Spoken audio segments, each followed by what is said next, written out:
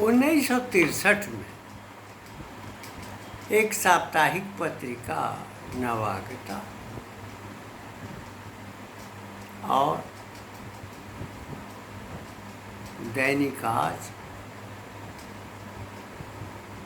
तथा दैनिक गांधीयों में एक मेरा निबंध प्रकाशित हुआ था,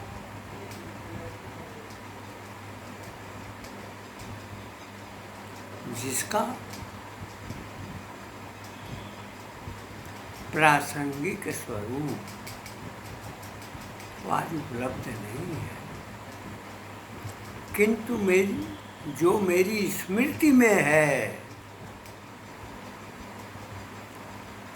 उसका स्मरण करना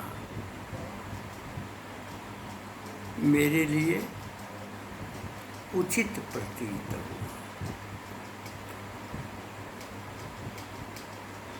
हमने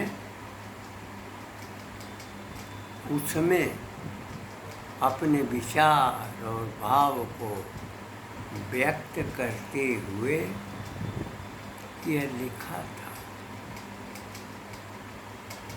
कि भगवान विष्णु के नक्शे जो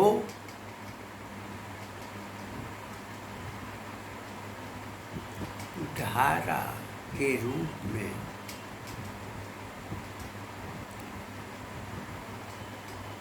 शक्ति प्रवाहित हुई थी,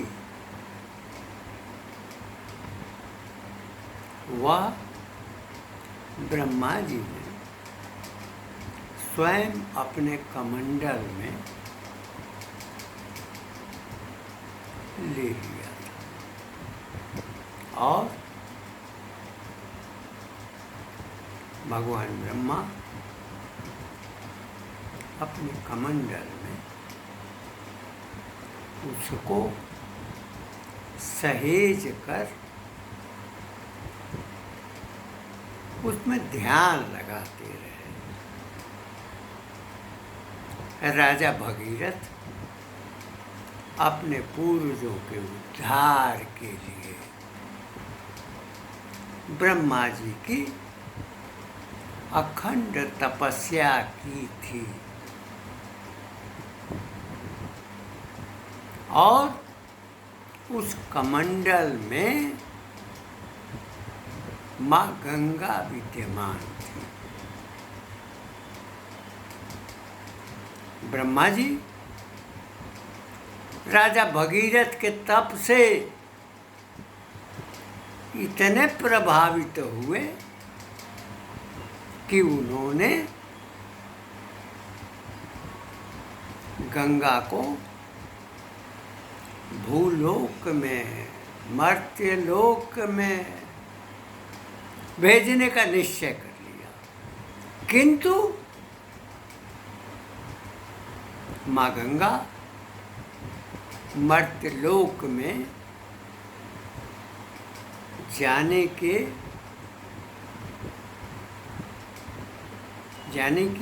अनिच्छा की उनमें प्रकृति थी। समस्या यह उत्पन्न हुई कि यदि माँ गंगा मर्त्यलोक में जाती हैं तो उनके अविरल प्रवाह को कौन अपने भीतर समेट सकता है। तो राजा भगीरथ ने भगवान शिव की तपस्या करना प्रारंभ किया और वे तप में लगे रहे।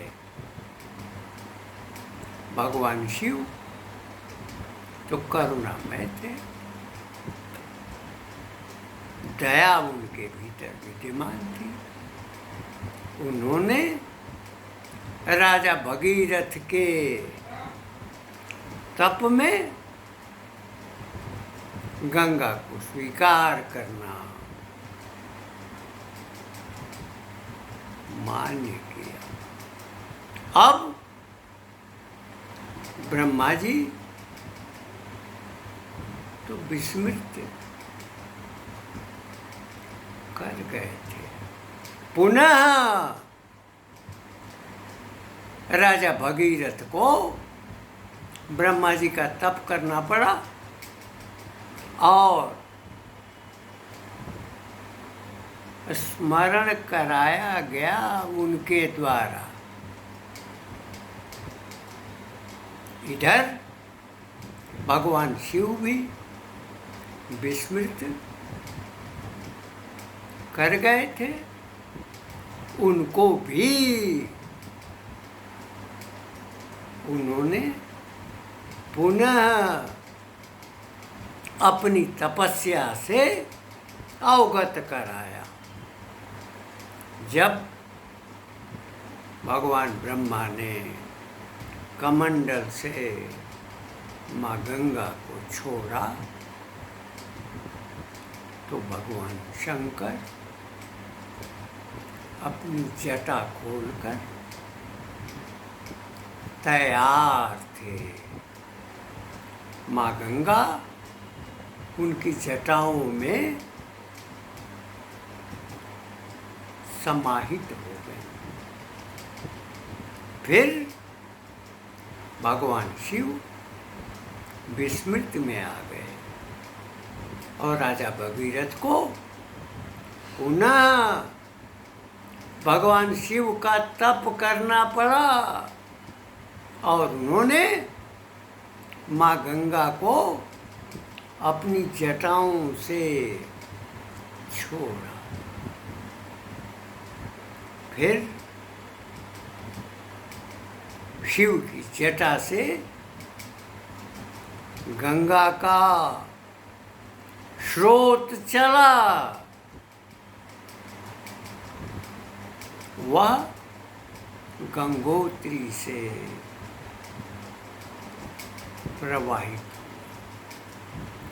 राजा भगीरथ का रथ आगे और पीछे माँ गंगा का प्रवाह। कुछ दूरी तय करते हुए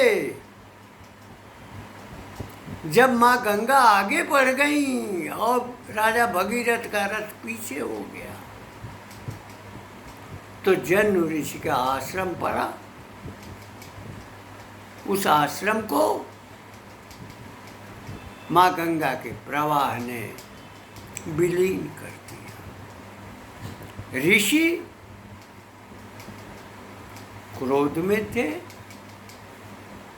और उस परिवेश में माँ गंगा को ही निरुद्ध कर दिया। राजा भगीरथ को पुनः जन्म ऋषि का तप करना पड़ा।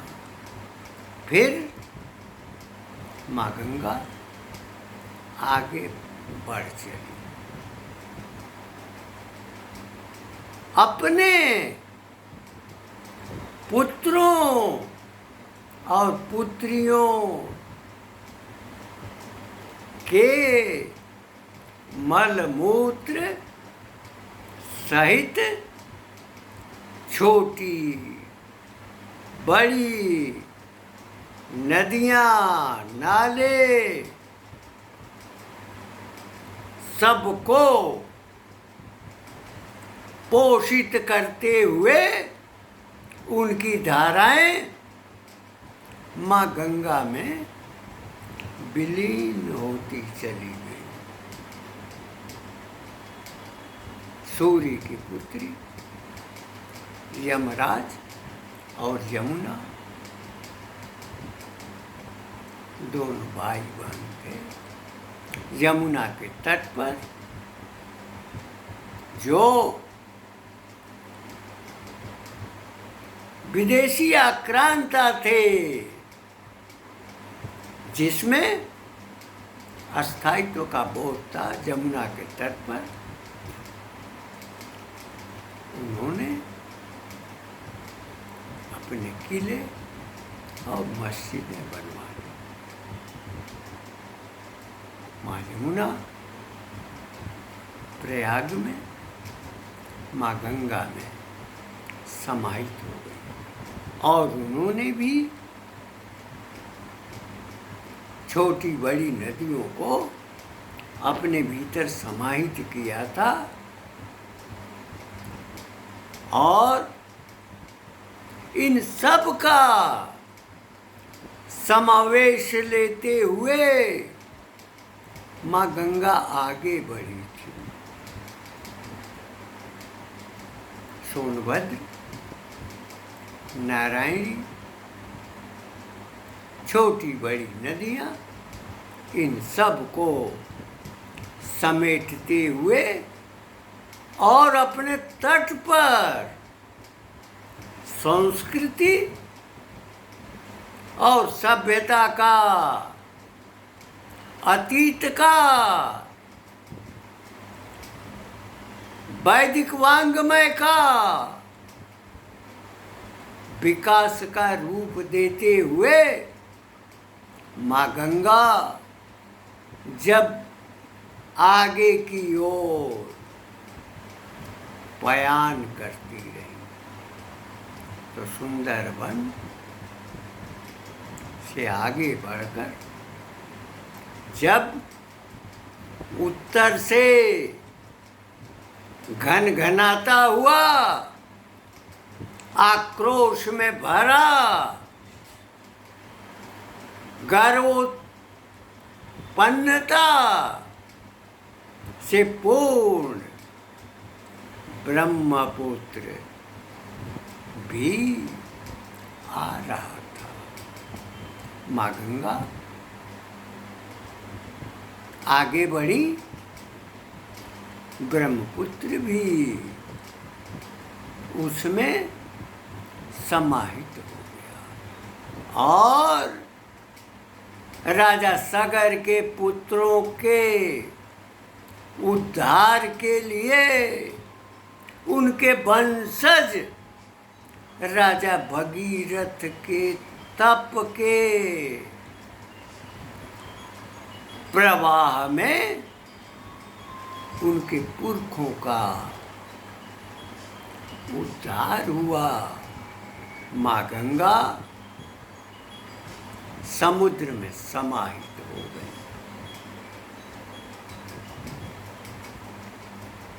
उधर दक्षिण में नर्मदा, कृष्णा और कावेरी नदियाँ भारत के अपने पुत्रों और अपने द्वारा पालित जीव जंतु प्राणियों का पोषण करते हुए वह भी समुद्र में विलीन हो। जिन नदियों के तट पर वेदों की ऋचाएं लिखी गई, जिन नदियों के तट पर आश्रमों का विकास हुआ, जिन नदियों के तट पर गुरुकुलों की भरमार रही, शिक्षा का संस्कार, शिक्षा का स्वरूप, जीवन की विधा, जीवन के विकास का क्रम जहाँ से रचा गया, जहाँ से पैदा हुआ, जहाँ से निर्मित हुआ, पूरा भारत उसमें लीन रहा। भारत वह देश है, वह राष्ट्र है जिसकी संस्कृति, जिसके संस्कार विश्व के मानक रहे। इस पर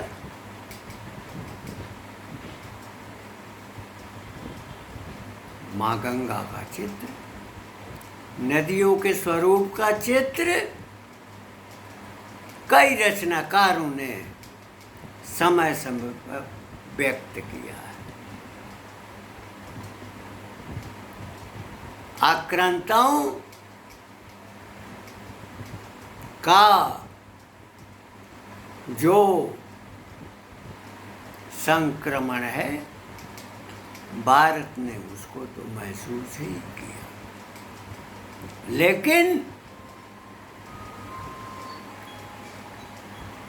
18वीं सदी के प्रारंभ में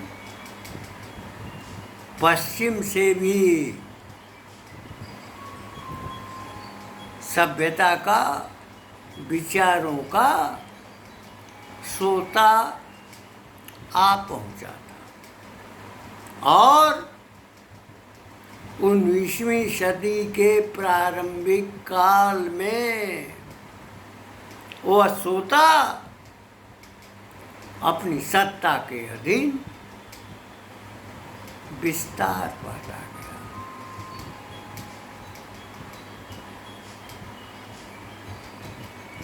अंग्रेजी सत्ता में, विदेशी सत्ता में भारत अपना जो चरित्र था वह उस सत्ता के द्वारा संचालित संस्थाओं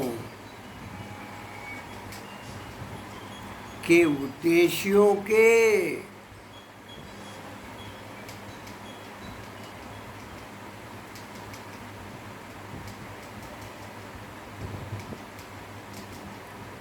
आरोह अवरोह में चलता रहा। बलिदान हुए, फांसी के फंदे चूमे, संघर्ष हुआ, योगीराज अरविंद का दर्शन, लोकमान्य तिलक, बिपिन चंद्र पाल, लाला लाजपत राय की दिव्य दृष्टि, ह्यूम का आगमन, कांग्रेस की स्थापना, 1912 तक कांग्रेस का नेतृत्व अंग्रेजों के हाथ में, प्रतीकात्मक रूप से विचारधारा भारत के लिए आगे बढ़ती चली गई।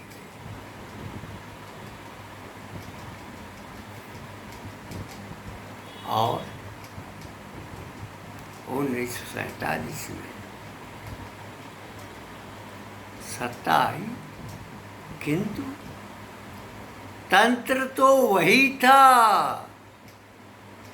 जो ब्रिटिश शासन में था, कंपनी शासन में था, ऊपर से नीचे तक। तंत्र अपने उद्देश्य और अपने संस्कार के अनुसार भारत का संचालन करता रहा। वही तंत्र 1947 में गांधी और नेहरू के नेतृत्व में आ गया। पश्चिम से जो सभ्यता का एक सोता निकला था, वो 47 के बाद वो सोता नदी का रूप पा गया। माँ गंगा स्तब्ध हुई, चिंताग्रस्त हुई, बेबस्ता थी अपनी ही सत्ता में। और बाध्यतः पश्चिम के उस नाले को जो नदी का रूप ले चुका था 50-60 वर्षों में, माँ गंगा में विलीन हो गया। माँ गंगा भी अशुद्धि की प्रक्रिया में अनुभव करने लगी। आज उसी दंश का प्रवाह भारत झेल रहा है, जहाँ पर हमारा जन्म हुआ, जिस मिट्टी में हमारा पालन हुआ, हमारा विकास हुआ, हमको उसके संस्कार मिले, जब उस स्थान को त्याग कर अन्यत्र जाने की भोग विलास में लिप्त होने की कामना जगी, तो जन्मभूमि विस्मृत हो गई। एक वृद्धा ने चर्चा की थी कि यदि किसी के पास 10 कट्ठा भूमि है, 10 बिस्वा भूमि है, तो वो अपना जीवन उस भूमि से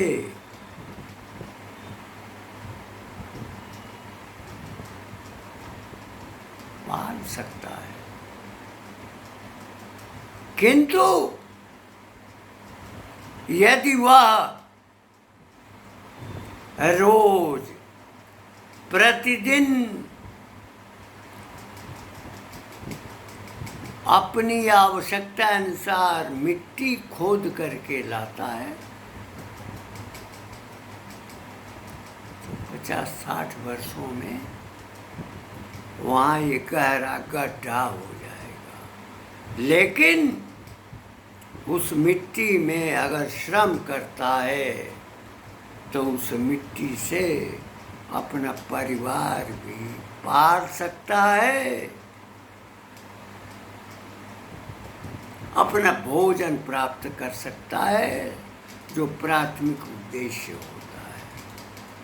किंतु आज वो गांव उजड़ गए, अपनी जन्मभूमि जो है उजड़ गई, औने पौने दाम में बेचकर शहरों की ओर, अन्य देशों की ओर हमारे जाने का प्रयास हुआ। परिणाम यह कि न तो हम घर के न रहे, न घाट के भी रहे।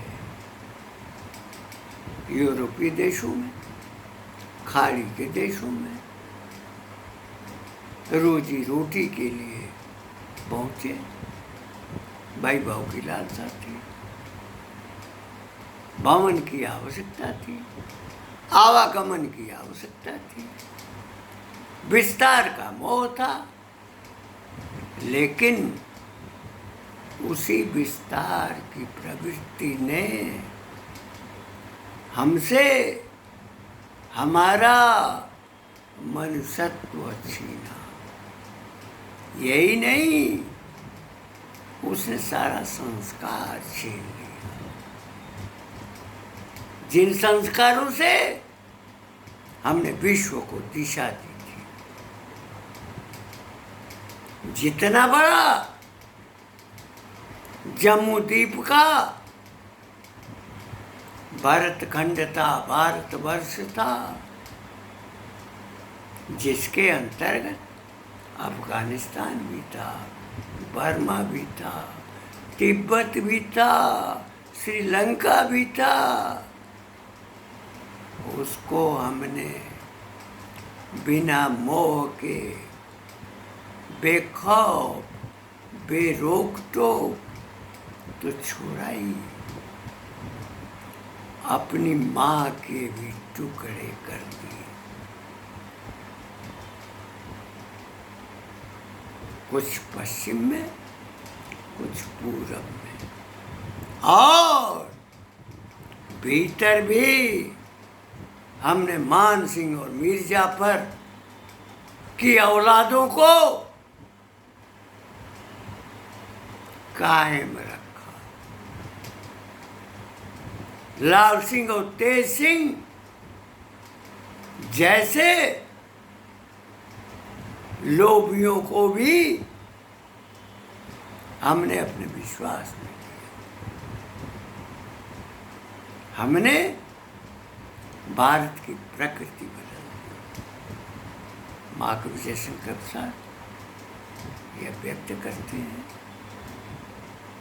कि हमारी आदत, हमारी परंपरा, हमारा बोध किसी को छीनने का नहीं रहा है, किसी को लेने का नहीं रहा है, किसी को आक्रांत करने का नहीं रहा है। हमने तो विश्व का पालन किया, उसको दृष्टि दी है। जिन पश्चिमी विचारकों ने आर्यों के आगमन का उल्लेख किया था, अपने इतिहास में उसको थोप दिया था, सिकंदर के आक्रमण की झूठी कल्पना की थी। यूरोप के ज्ञान विज्ञान की श्रेष्ठता साबित करने के लिए और भारत में अपना अधिकार जताने के लिए उत्तर और दक्षिण में भी विभेद पैदा किया। वह विभेद उसी प्रकार का था कि जैसे भारत में अनेक लोग आक्रांता होकर आए थे या आश्रय लेने आए थे, वह यहाँ पर बस गए, यहाँ की संस्कृति में घुल मिल गए। वैसे ही ये तो पंचायती है, हमारा भी हक उतना ही है जितना और लोगों का रहा है। इसलिए आर्य और द्रविड़ में झूठी संकल्पना में बांटने का कार्य किया।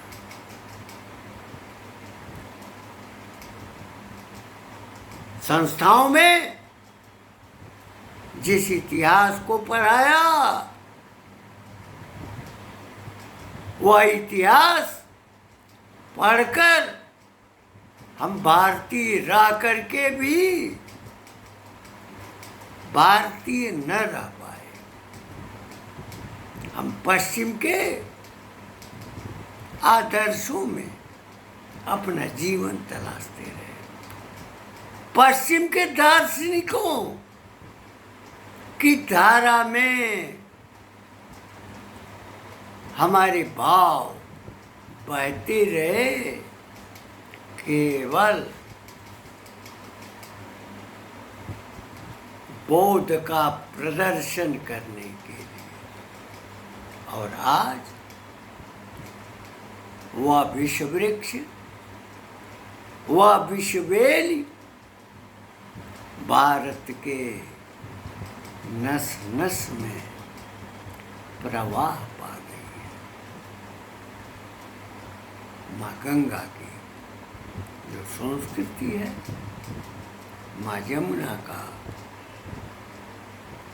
की जो धारा है, नर्मदा, कृष्णा और कावेरी का जो पोषण बोध है, हम उनको भूलकर पश्चिमी देशों की ओर अपना आदर्श जोड़ने लगे। शिक्षण संस्थाओं में वही मानक थे और वही मानक बन गए। मैकाले ने गुरुकुलों को लूटा, विनाश किया, जिससे समाज संचालन की शिक्षा मिलती थी। समाज के प्रशासन, सामाजिक चिंतन, सामाजिक दृष्टि और निर्माण की दिशा में बढ़ने वाला जो देश था, वह देश भयंकर गुलामी के रूप में विकसित हुआ, जो 1947 के बाद मानसिक रूप से पूरा देश गुलाम बन गया। हम अपना गांव छोड़ गए, अपनी जन्मभूमि छोड़ गए, जिसका दूध हमने पिया, जिस धरती में, जिसके आंगन में लोट पोट कर हमारा शैशव पला, हमारा जो किशोर वय था वह प्रवाहित हुआ, हम उसको भूलते चले गए। कृतज्ञता का बोध भूला। जिसने जीवन की दिशा दी, जिन्होंने ज्ञान दिया, उसको हम विस्मृत कर गए। भोग की वृत्तियां बढ़ी, रिश्वतखोरी, लोभ और लालच का साम्राज्य फैला और यह अपने ही स्वाधीन व्यवस्था में नेतृत्व और तंत्र की दुर्भावना में सारा समाज बहता चला गया। अपने वैभव का मोह, प्रदर्शन, अपने स्वामित्व का वर्णन, उल्लेख, दूसरे को निम्न स्तर पर सोचना, ये हमारा स्वभाव विकसित हुआ। यह सोच पैदा करने वाला तो स्वाधीन भारत का के प्रथम चरण का, द्वितीय चरण का, तृतीय चरण का नेतृत्व था और आज वह तंत्र भी इतना नीचे चला गया है कि नस नस में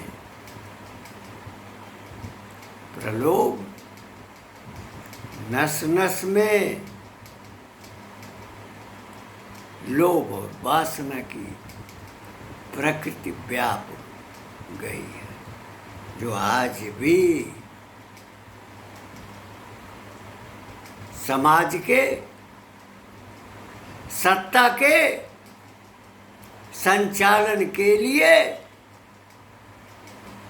जो साधन, जो तंत्र है, उस तंत्र में शोषण, रिश्वत और अपना वैभव बढ़ाने की कामना दिखाई पड़ रही है। स्वर्ग तो अमेरिका दिखाई पड़ता है, स्वर्ग कनाडा दिखाई पड़ता है, स्वर्ग यूको दिखाई पड़ता है,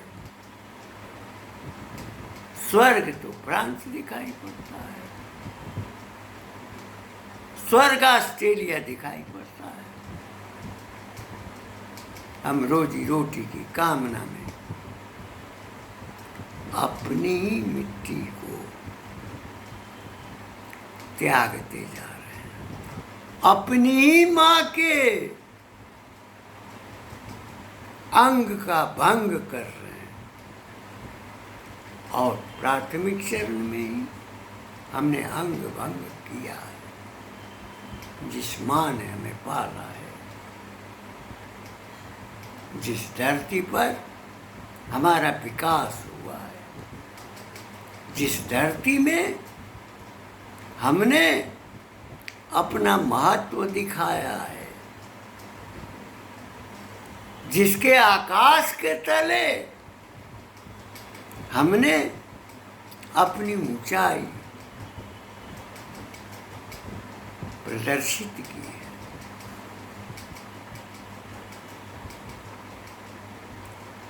उस परिवेश में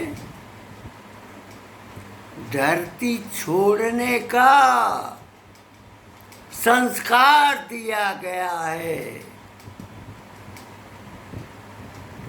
अनंत अंतरिक्ष में जो नभचर हैं और जो थलचर भी हैं, अपनी क्षमता के अनुसार अगर उड़ान भरते हैं तो उनको भी धरती की आवश्यकता पड़ती है, जो हवाई अड्डे के रूप में मिलता है। जिसने अपनी धरती छोड़ी,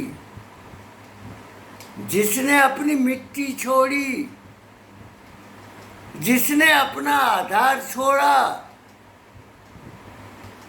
वह चाहे अंतरिक्ष में कितनी भी उड़ान भर ले, लेकिन उस मिट्टी में ही, चाहे श्मशान में जाना हो, चाहे कब्रिस्तान में जाना हो, वह मिट्टी ही सुलभ होती है। जिस मिट्टी ने हमको जीवन दिया है, जिसने हमारे जीवन का विकास किया है, हम उस मिट्टी को भूल चुके हैं और अभी भी भूलने की दिशा की ओर है।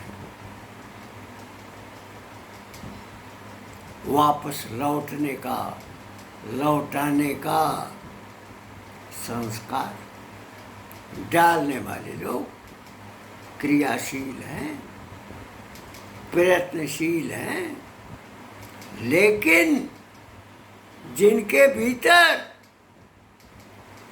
पाशविक प्रवृत्ति है, क्योंकि पशु में तो 4 ही कलाएं होती है, 5 कला का भी व्यक्ति पशु के समान भी होता है। मनुष्य भी, जिसके पास विवेक नहीं है, संस्कार नहीं है, ये कहा भी गया है, वो पुच्छ विशालहीन है, पशु है। ऐसा पशु जिसकी पूंछ नहीं है और सींग नहीं है, वो भी पशु है। उसकी संख्या तो ज्यादा मिलेगी, लेकिन जिनमें कलाओं का क्रम विकसित होगा, वह तो समाज को दिशा देंगे, राष्ट्र को दिशा देंगे, देश को सुरक्षित रखेंगे, पर्वतों के स्रोतों को बचाए रखेंगे, चोटियों को सुरक्षित रखेंगे और जो भूभाग है उस भूभाग को भी विषाक्त होने के बचाव का प्रयास करेंगे। लेकिन हमने न केवल जल को प्रदूषित किया है, बल्कि हमने भूमि को भी प्रदूषित किया है, वायु को भी प्रदूषित किया है।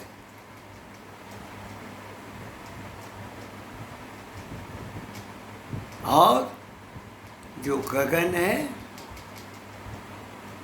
वह तो विश्वजनीन प्रदूषण का शिकार है।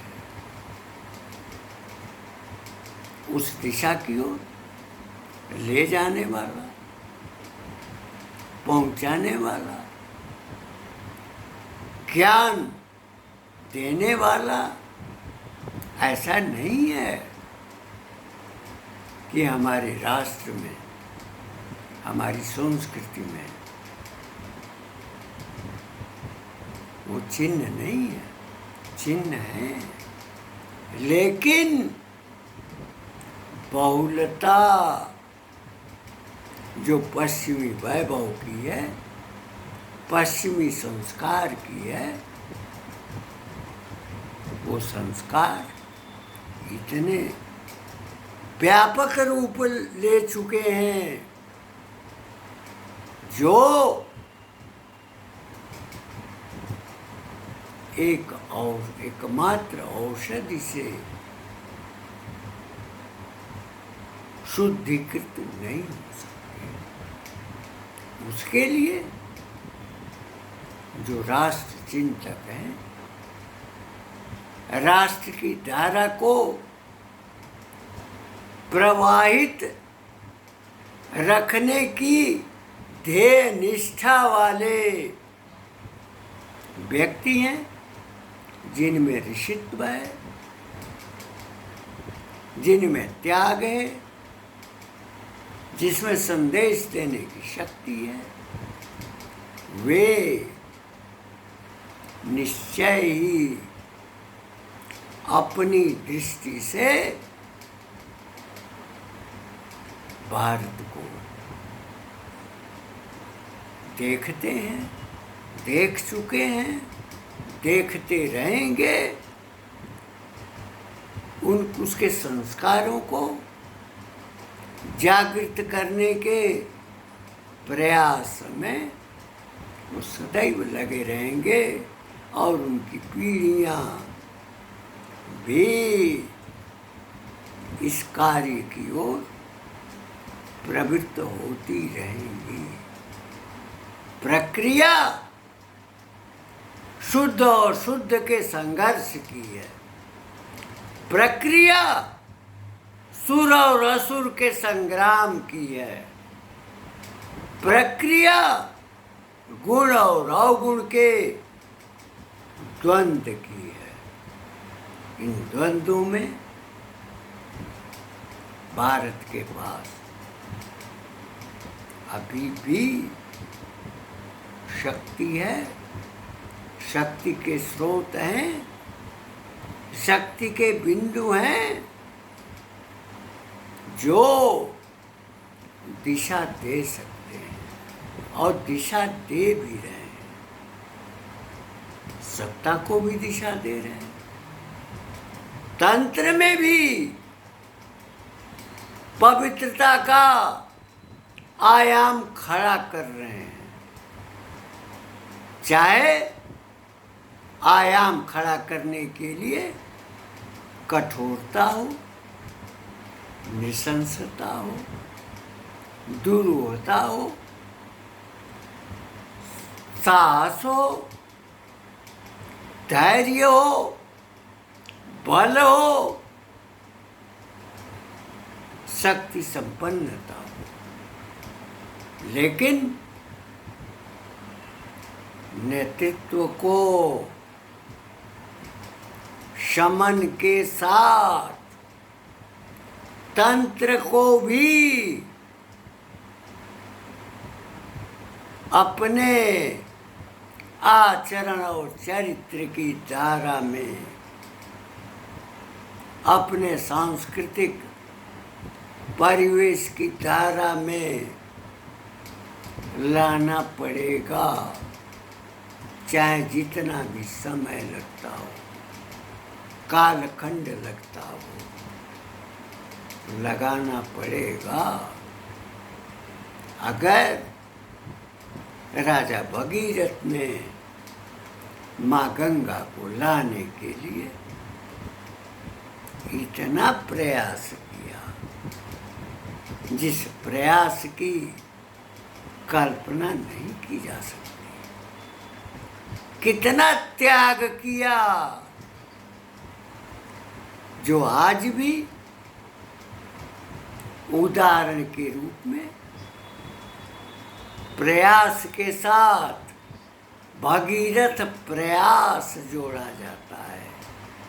तो अगर हमारे पुरखे राजा भगीरथ अपने पुरखों के उद्धार के लिए माँ गंगा को मृत्युलोक में कठिन तप, कठिन व्रत से अगर ला सकते हैं, तो निश्चय ही शिव की जटा आज भी है, और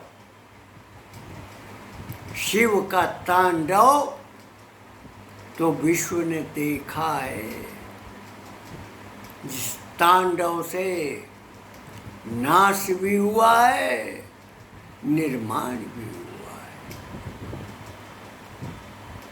भाषा विकसित हुई है, व्याकरण विकसित हुआ है, शब्द बोध आया है। उस तांडव में इतनी अपार शक्ति है, वह आज भी तप की प्रतीक्षा कर रही है।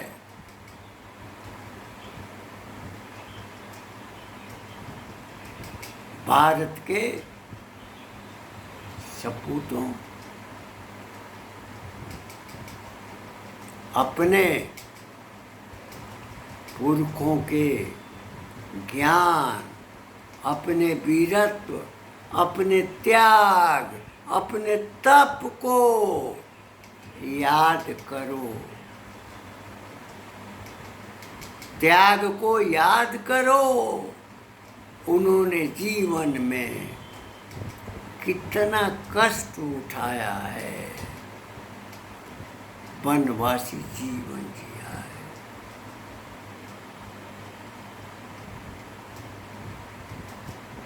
उस जीवन में भी असुरों का संहार किया है,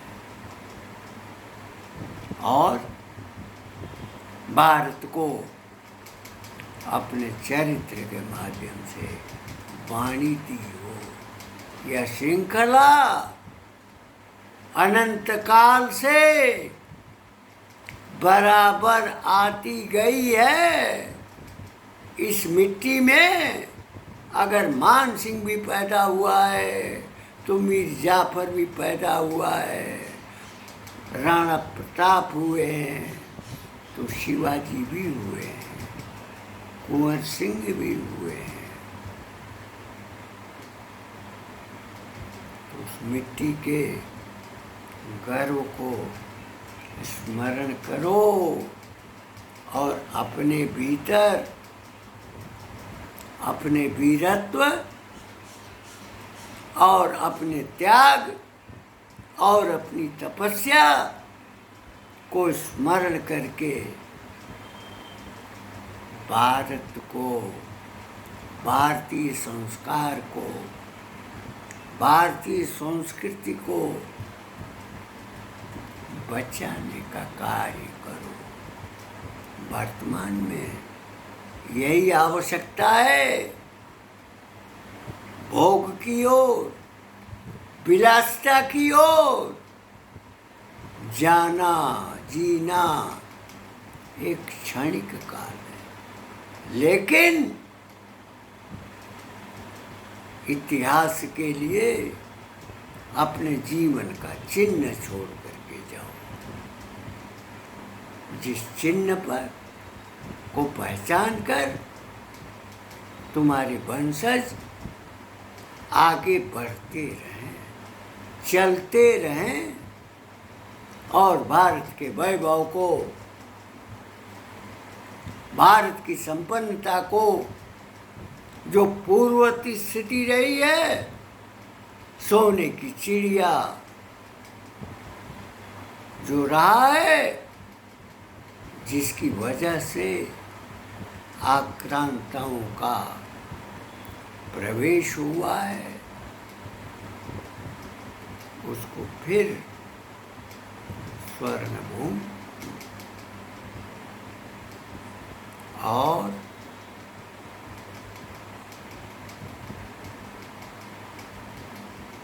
स्वर्ण पैदा करने वाली धरती को बचाओ। इन शब्दों के साथ अपनी वाणी को विराम देते हुए मैं यह कामना करूँगा कि भगवान राम ने भी कहा था, जननी जन्मभूमिश्च स्वर्गादपि गरीयसी। जननी जन्मभूमि स्वर्ग से भी श्रेष्ठ है। यही स्वर्ग है, यही हमारा लक्ष्य है। और प्रसाद जी की अंतिम पंक्ति से मैं यह कहूँगा कि जिए हम सदा इसी के लिए, यही अभिमान रहे या हर्ष, निछावर कर दें हम सर्वस्व हमारा प्यारा भारत वर्ष, हमारा प्यारा भारत।